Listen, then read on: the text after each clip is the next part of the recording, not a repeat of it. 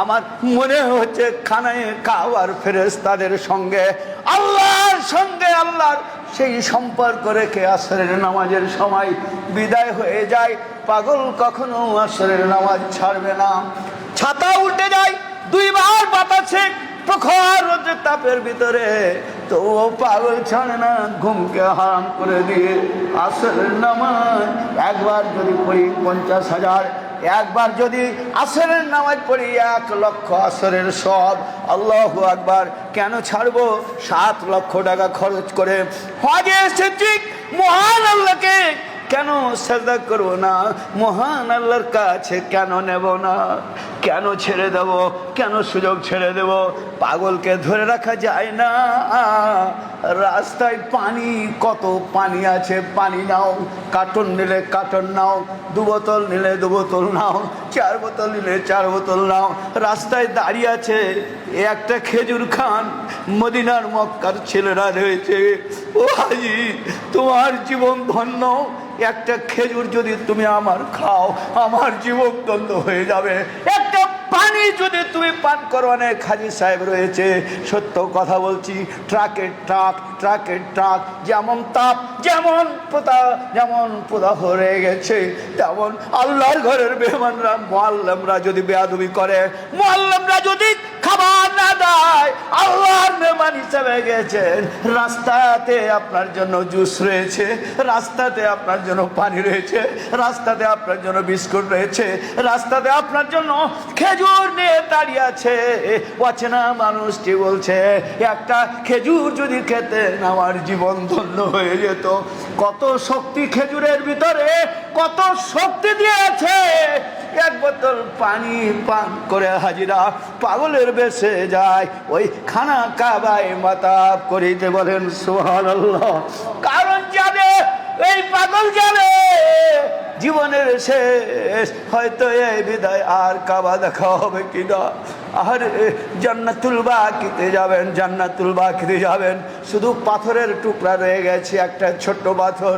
কোনো নাম নাই, কোনো মন্ত্রী, কোনো রাজা, কোনো বাদশাহ, কোনো নেতা, কোনো খেতা, কাউরি কোনো মূল্য নাই। জান্নাতুল বাকিতে শুয়ে আছে জান্নাতি সাহাবীরা। জান্নাতি সাহাবায়ে কেরাম পাথরের নিচে আছে। কোন সাহাবী আছে, কোন জান্নাতি সাহাবী আছে, কোনো পরিচয় নাই। উহুদের ময়দানে যাবেন, কোনো পরিচয় নাই। চাচা হামজা শাহাদাত বরণ করেছে, কোনো পরিচয় নাই। হানজালা বাসর রাত্রি ছেড়েছে, কোনো পরিচয় নাই। হুযায়ফা ত্যাগ করেছে, কোনো পরিচয় নাই। আহারে মক্কা মদিনার জীবন, এই শিক্ষা নিয়ে আল্লাহ পাক বলেন, বান্দা আমার মুলাকাত করবে, আমার নৈকট্য লাভ করবে। ইন্না আকরামাকুম ইনদাল্লাহি আতকাকুম। বান্দারে চিকন জামা, চিকন কাপড় আর জমি জমা বাহাদুরি থাকবে না। একদিন সম্পদও কোনো কাজে আসবে না, সন্তানের আসবে না রে। তোমার আমল নিয়ে যাবে, আপনার আমল নিয়ে ওই পাথরের নিচে, ওই মাটির নিচে একদিন ঘুমাবেন, একদিন ঘুমাবেন। এই আশায় কোনো পরিচয় নাই। জান্নাতুল বাকি, জান্নাতুল মুআল্লা।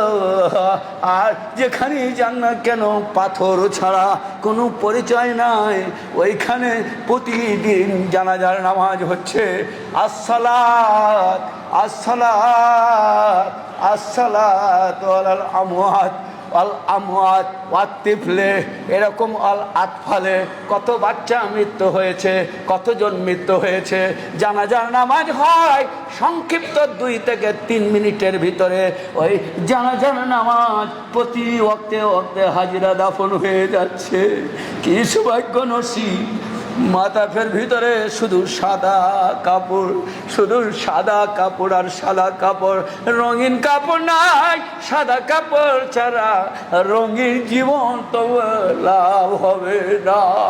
আল্লাহ পাক বললেন কোরআনুল কারিমে, ওই রাত 3টায় আমি আল্লাহ কথা দিয়েছি, আমি প্রথম আসমানে আসি, আমি তাহাজ্জুদের আযানের সময় আমি ডাকি।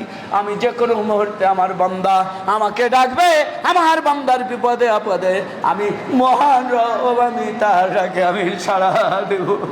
সুবহানাল্লাহ। বিহামদি তাজ্জুদে ওই সেই সময় নৈকট্য লাভের জন্য মহান রবের কাছে যারা গিয়েছেন তাদের জীবন ধন্য, গুনাহ মাফ করবে, কথা আল্লাহ শুনবে। তাই আল্লাহ পাক বলে দিলেন, বান্দারে আমার কাছে এসে আমায় যদি না পাও, মসজিদে এসে আমায় যদি কথা বলতে না পারো, মসজিদে এসে আমার সঙ্গে যদি সাক্ষাৎ করতে না পারো, পৃথিবীর সব সম্পদের বিনিময়ে তারা দিয়ে গেছে, ঢেলে গেছে। আতর নাও, খেজুর নাও, খাবার নাও, পানি নাও, নাও দাও, জুস নাও, এবার লাবান নাও, তার সঙ্গে সঙ্গে আরো কত খাবার। আহারে মেহমানদারি ভাই, আমার আতরটা একটু মাখেন। আহারে মেহমানদারি ভাই, মসজিদের ভিতরে আমার খেজুরটা একটা খান।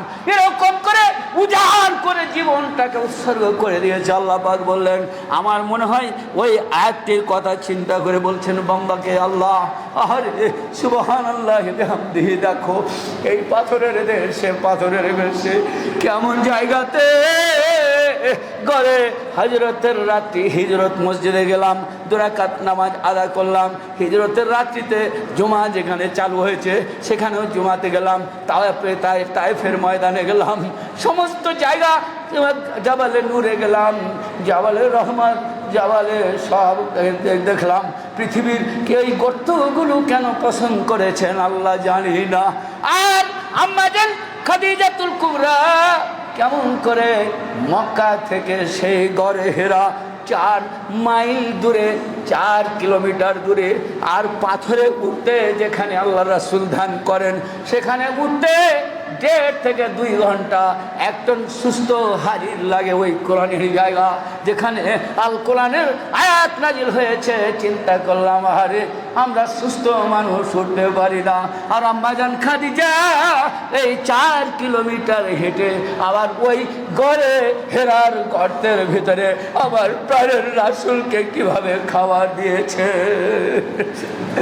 আল্লাহ যদি দয়া না হয় কি করে আম্মা খাদিজা কুবরা কেমন করে খাবার দিয়েছেন 4 কিলোমিটার দূরে, আর ওই 2 ঘন্টা উঠে পাথরে আল্লাহর শক্তি। তাই আয়েশা সিদ্দিকা বলেন, কেন আপনি খাদিজা খাদিজা খাদিজা করেন?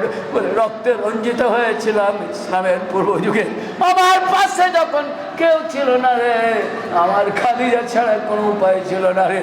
আমার খাদিজা দেখলাম অলৌকিক শক্তির উপরে ওই গৌরের সুরের গর্তে, ওই হেরা করতে কেমন করে আল্লাহ পাক খাবার দিয়েছেন। সুবহানাল্লাহ।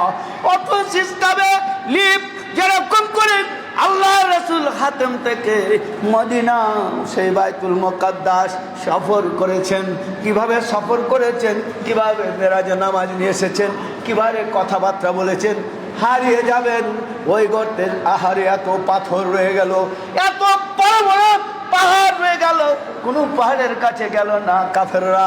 আর হিজরতের রাত্রিতে হিজরতের মসজিদে খলিল রোডে আপনার দেখবেন সেখান থেকে হিজরত করেছেন রাসূল সুবহানাল্লাহ বিহামদিহি। কোনো পাথরের কাছে গেল না, পর্বতের কাছে গেল না। আর ওই পর্বতের গর্তের ফুটো দিয়ে দেখা যায় কাফেরদের পা।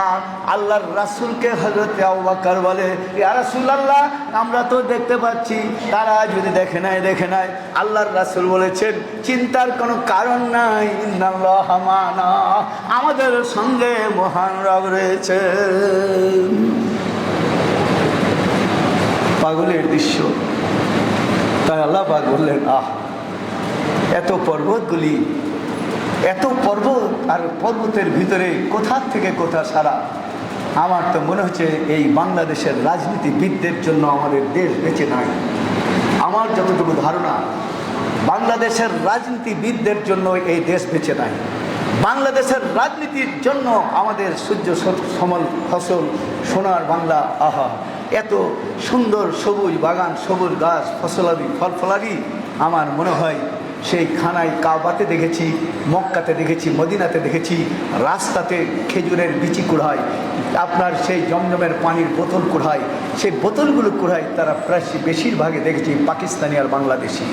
ওরা রোদে আপনার 14 ঘন্টা ডিউটি করে, আর যারা সারা পৃথিবীর মেহমান যারা রয়েছেন, আল্লাহর ঘরের শ্রেষ্ঠ মেহমান কাবা, তাদের শুধু খেদমতে নিয়ে যেতে রয়েছেন। কত 600 রিয়াল বেতন, 1400 রিয়াল বেতন, 1100 রিয়াল বেতনে ওই ছেলেরা আমাদের কলিজার টুকরারা হাজিদের খেদমত করছে। আর ওই মক্কা মদিনার খেদমত করার কারণে মনে হয় আমাদের জীবনে আমরা বাংলাদেশের কিছু না কিছু হলেও রহমত বরকতের অধিকারী হয়েছি। আর এই প্রবাস জীবন নিয়ে যারা কথা বলে তারা কোন দুনিয়ায় কোন জগতে আছে জানি না। সেই ছেলেরা 11, 12, 13, 14 ঘন্টা পর্যন্ত ডিউটি করে শুধু বিচির খেজুরের বিচি কুড়ায় আর বোতল কুড়ায় আর ময়লা যা আছে সমস্ত কিছু, এমনকি